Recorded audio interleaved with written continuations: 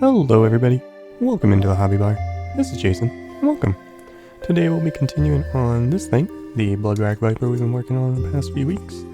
Wanted to start trying to get some of the color on and get rid of this primer underneath it that's really standing out and bothering me.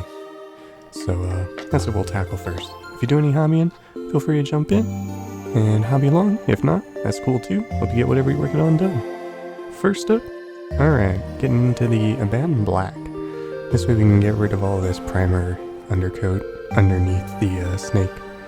Not sure if I want to just make it all a very dark red, but I do know since it's in the shadow, we're just gonna knock it all back from the white primer that we used all over it.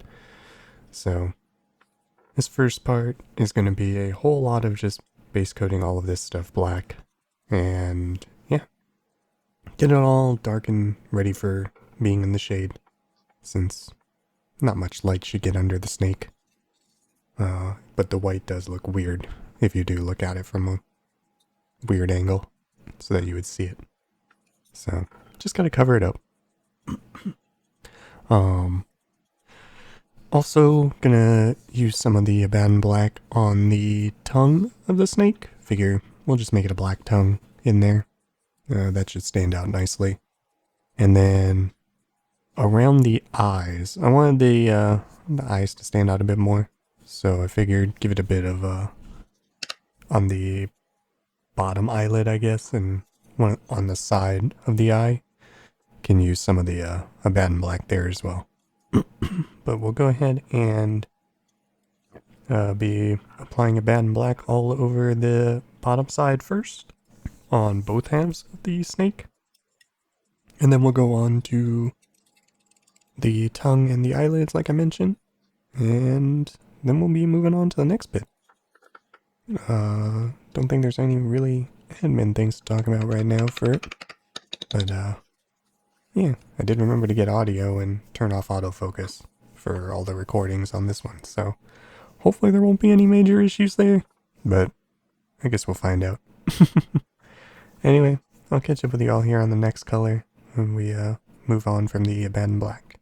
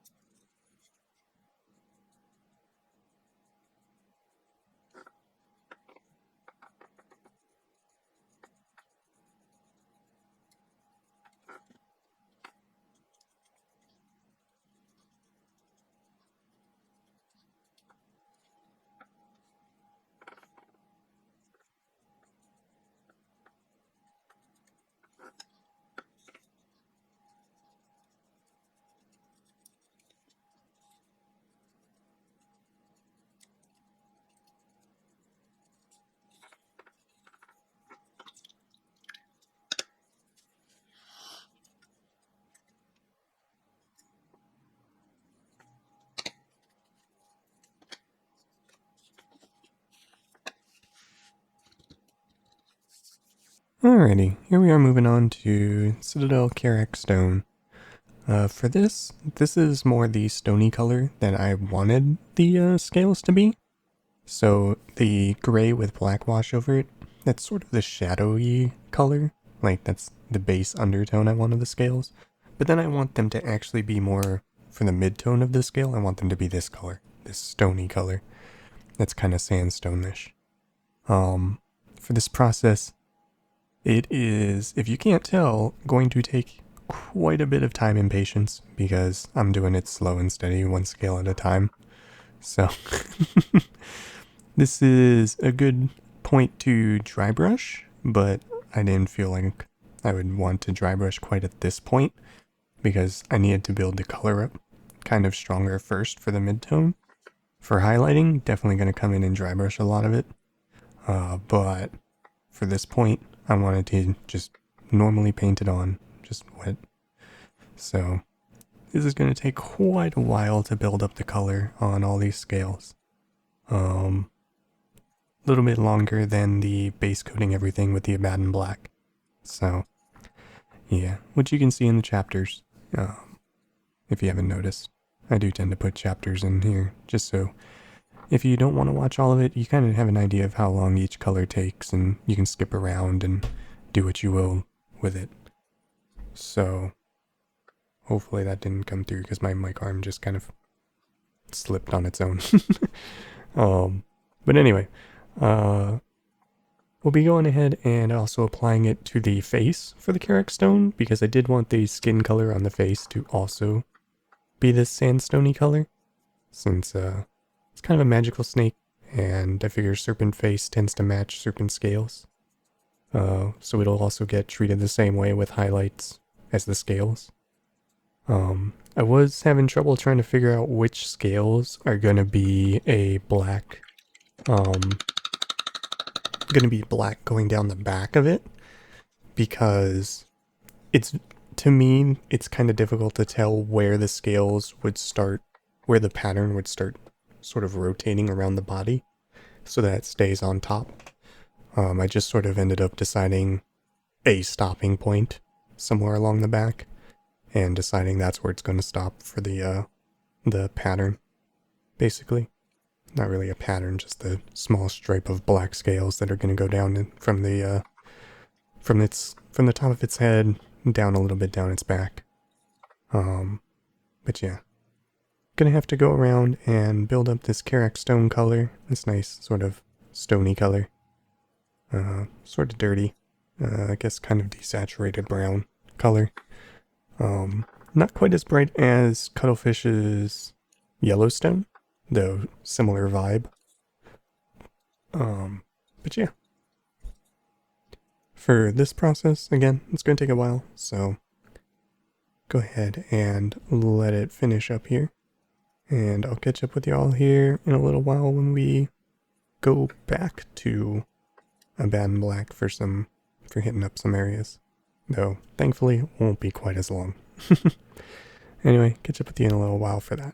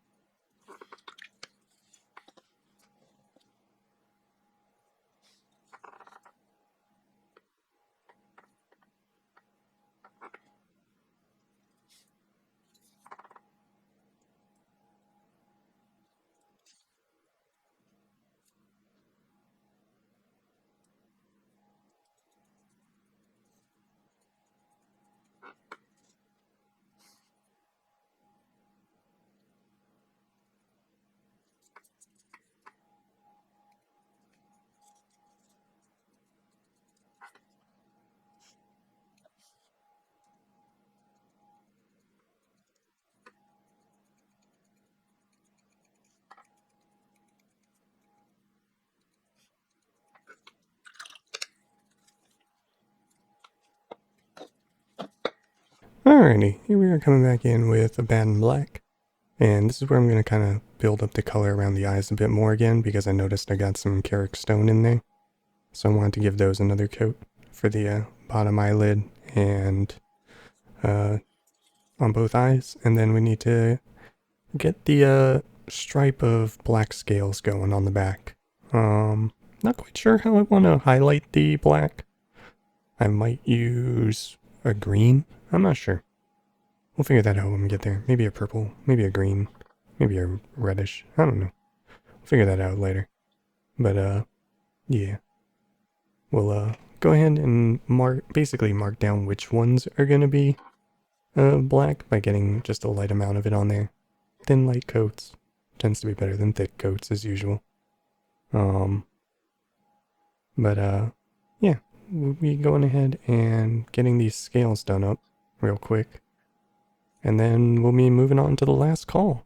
So go ahead and finish up this process, and I'll catch up with y'all here in a little bit for that.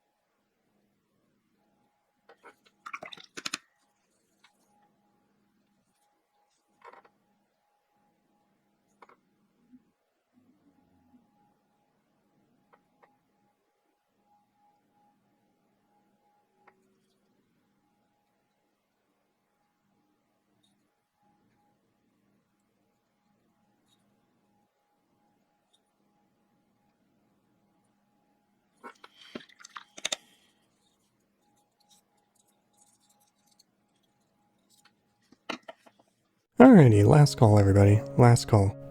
So for today's last call, just wanted to give a rotation of the bottom half of the snake, just because you can't really see the black anywhere while it's spinning, but it kind of helps not make it noticeable for the underside of the snake being bright white. Even in the shadow you could see some of it. And then we jump over to the upper half of the snake here, rotating.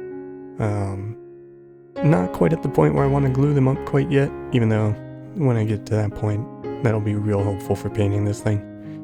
Because definitely don't like doing sub-assemblies, but just doing it for this guy. But yeah, that's where we're at right now on the Bloodwrack Viper. And just continuing to move the project along. Gonna have to use the Karak Stone on the bottom half of the snake next time probably, so look forward to more of that color. And then maybe we can get in some other colors, either dry brush it or get some, come back in with the red and touch up some areas. Anyway, that's it for today. Hope you got some stuff done, whatever you're working on, whether it be hobby related or not. But hope you enjoyed, and have a good one out there everybody. So take care. See you around.